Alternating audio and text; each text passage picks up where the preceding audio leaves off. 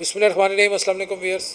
साथ भाई गुजारिश ये है कि जिन लोगों के लिए आप आज सड़कों पे आए हैं, लाहौर की सड़कों पर, इस्लामाबाद की सड़कों पर, और सिक्योरिटी फोर्सेस से मुठभेड़ कर रहे हैं, एहतजाज की सूरत हाल है, ऐसे लग रहा है कि जैसे पता नहीं दुनिया में क्या हो गया या वहाँ गज़ा में कितना बड़ा जुल्म हो गया है। तो अल्लाह के बंदे, आपके साथ मैं एक वीडियो शेयर करता हूँ, आप पहले वो वीडियो देखें। अब साथ भाई ये जो भाई है, ये जो बच्चा है, ये जो नौजवान है, ये जो लोग हैं, ये खुशियाँ मना रहे हैं। आपको पता है ये किस बात पे खुशियाँ मना रहे हैं? कि गज़ा में सीज़ फायर का पहला मरहला मुकम्मल हो चुका हुआ है। हमास जो है, होस्टेजेस जो हैं वो उनके हवाले कर देगी, और जो इसराइली फोर्सेस हैं वो एक ख़ास हद से पीछे चले जाएंगे। ठीक है, डीमिलिटराइज कर देंगे उस रीजन को एक ख़ास स्पेसिफिक हद से। आप इनके चेहरों पर खुशियाँ देखें। आज तो वहाँ जश्न का समा है, लोग खुशियाँ मना रहे हैं, लोग खुशी से फूले नहीं समा रहे। और पाकिस्तान में हालात ये हैं कि जैसे पता नहीं आज वहाँ खुदा न ख्वास्ता कोई तीसरी आलमी जंग हो गई है। मैं इस सियासी जमात से सवाल करता हूँ, 7 अक्टूबर 2023 से लेकर 8 अक्टूबर 2025 तक आप लोग नज़र नहीं आए, आप लोगों ने कोई आवाज़ नहीं उठाई। आखिर जब वहाँ मुआहिदा हो गया, आप सड़कों पे आ गए, किस लिए? पहले क्यों नहीं आप लोग निकले? पहले आपने क्यों नहीं आवाज़ उठाई? क्या सेनेटर मुश्ताक साहब का सिर्फ उन्होंने ठेका लिया हुआ था आवाज़ उठाने का?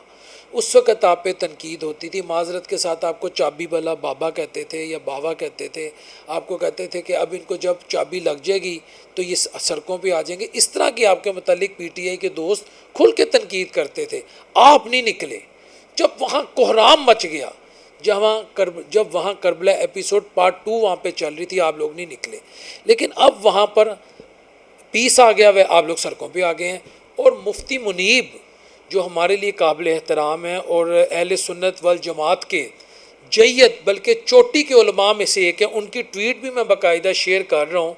वो ये कह रहे हैं कि भाईजान जब घर वाले राज़ी हो गए हैं, उस ट्वीट का मैं निचोड़ रख रहा हूँ, जब घर वाले राज़ी हो गए अपना मामला हल करने में, तो फिर किस चीज़ की जल्दबाजी, फिर किस चीज़ की चीखो पुकार? उन्होंने भी आप लोगों को ये मशवरा दी है। आज आप लोगों का इस्लाम ज़िंदा हो गया, आज आप लोगों को फ़िक्र पड़ गई उम्मत की, आज आप लोगों को फ़िक्र पड़ गई ये ब्रदरहुड की। मैं कहता हूँ जितना वहाँ जुल्म हुआ है ना, उसे करबला एपिसोड पार्ट 2 में कहता हूँ इंसानी तारीख में इतना बड़ा जुल्म नहीं मिला।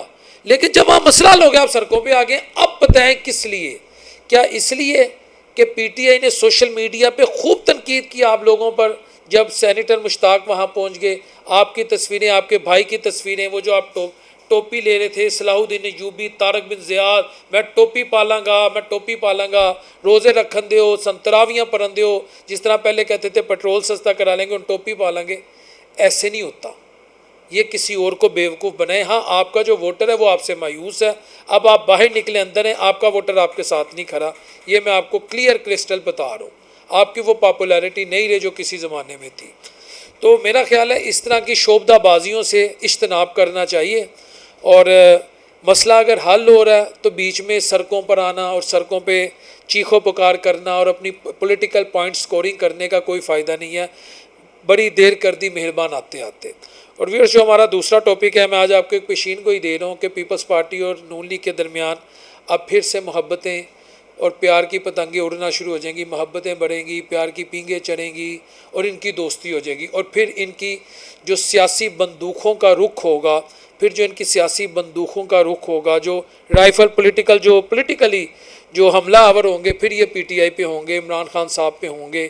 क्योंकि अब इनकी जो नूरा कुश्ती थी, जो इनकी रेसलिंग थी, वो अगर आपको याद हो, हम देखते हैं ना वो रेसलिंग, वो एक पहलवान दूसरे को मारी जा रहा होता है, ना मार खाने वाला मरता है, ना मारने वाला थकता है। तो जो कुछ यहाँ पर हमने गुज़िश्ता 1.5-2 हफ्ते देखा, अब वो अपने एंड की तरफ है। और मसला ये है कि इन दोनों को एक दूसरे के बगैर निज़ाम कबूल ही नहीं करता।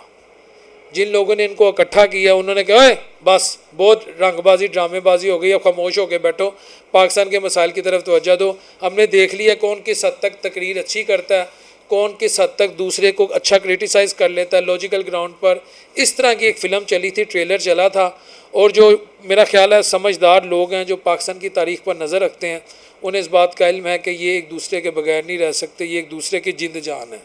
आज नून लीग बाहर है तो पीपल्स पार्टी फारिग, पीपल्स पार्टी सिस्टम से बाहर है तो नून लीग फारिग, और ये दोनों इतने बेवकूफ़ नहीं है कि वो जो अंदर है कैदी नंबर 804, जो बकौल इनके वो खलंडरा है, यहूदी एजेंट है, वो फिर बाहर आ गया ना, फिर ये सब फारग है।